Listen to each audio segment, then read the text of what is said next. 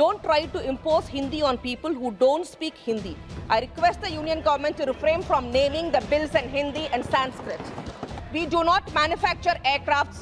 We do not own airports. We only own the bill. The slogans "Make in India" remains a slogan, and the Stand Up India looks like a stand-up comedy. The last 10 years of Modi BJP rule has produced a lot of slogans, but not of them remain as slogans only. Empty vessels make the most noise. This bill is just an old wine in the new bottle. We do not have a single government carrier even today. The Bharatiya Vahan Vidak 2024 bill seeks to replace the Aircraft Act 1934, which has been amended 21 times and which is 90 years old.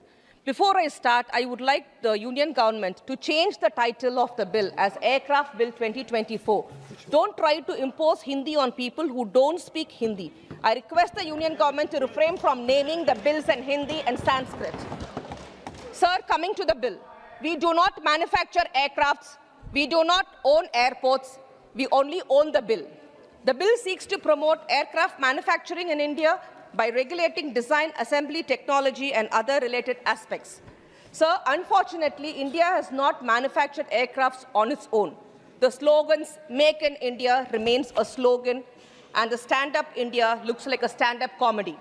The last 10 years of Modi BJP rule has produced a lot of slogans, but not of them remain as slogans only.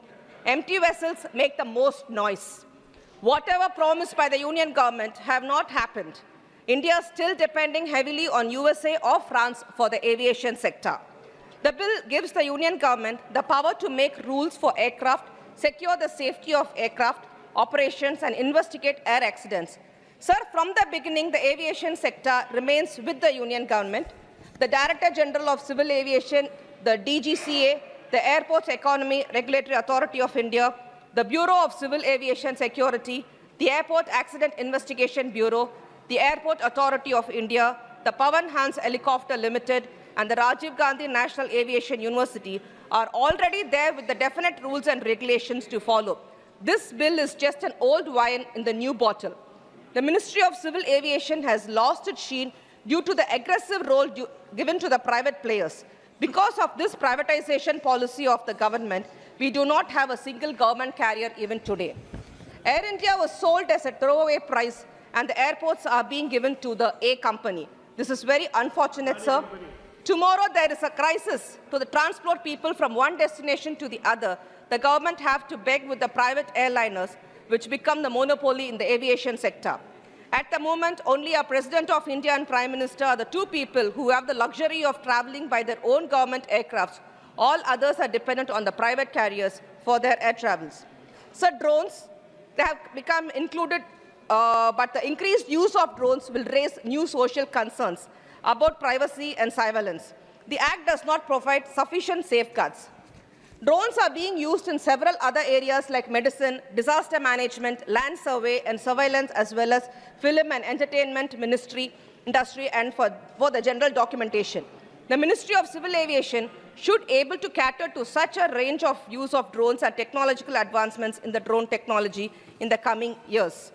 Sir, India do not have an international reputed flying schools except the Rajiv Gandhi National Aviation University, which needs a complete overhauling. I don't mean the name of the university, sir. The shortage of quality pilots in the country will be on the rise. The government is using the outdated old age training methods for pilot training. Advanced countries are using virtual reality and simulative technology to impart excellent training to pilots to know their finer details of the functioning of aircraft and aviation technology. But India lags very much behind in this area. I would request the Honorable Minister to look into this matter on the pilot training, as he belongs to the young blood.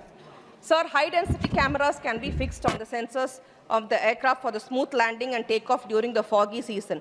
This proposed bill must incorporate a provision for regulated air ecosystem to monitor the prevent the tendency of profit-making.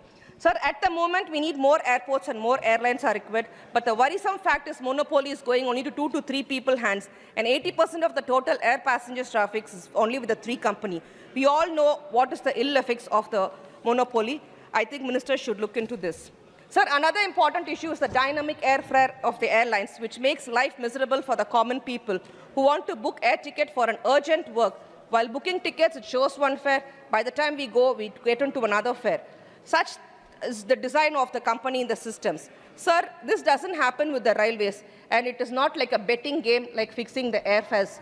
So this betting should be curbed. Another important problem is the Indian airports with exorbitant prices of the food items, including water bottles. I request the Honorable Minister to look into this issue.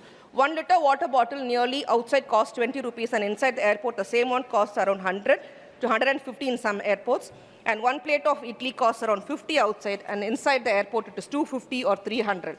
So the food courts inside the airport charge exorbitant prices where the common people are not able to reach. They have to think twice or thrice even before they have to quench their thirst and their hunger. Sir, as far as the state of Tamil Nadu is concerned, the aviation minister has not provided the due attention in spite of a repeated request. Tamil Nadu is the most developed state in the country, which attracts international and domestic passengers for multivariate reasons, from business, trade, and commerce, medical treatment, pilgrimage, and tourist interest. At the moment, we have international airports operational in Chennai, Madurai, Tiruchirappalli, Coimbatore. Domestic airports at Thoothukudi. The airports at Salem, Vellore, Neyveli are not utilized properly by the Civil Aviation Minister for its potential. So Tiruchirappalli, Madurai, Coimbatore, more connectivity is required. More so Tiruchirappalli, which was recently inaugurated with such a huge space, we require direct flights from Trichy to Delhi to connect many people, sir. Our Honorable Chief Minister of Tamil Nadu, Thalapathy M.K. Stalin, has announced the desire for Tamil Nadu government to establish an international airport at Hosur. The union government should take up the matter immediately to take all possible steps to establish an international airport at Hosur. There is a huge potential in Tamil Nadu for the introduction of air taxis connecting the Tier 2 and 3 cities as well as with Chennai. Therefore, I request the Union Minister of Aviation to take necessary steps to operate the air taxi services in Tamil Nadu. Thank you, sir.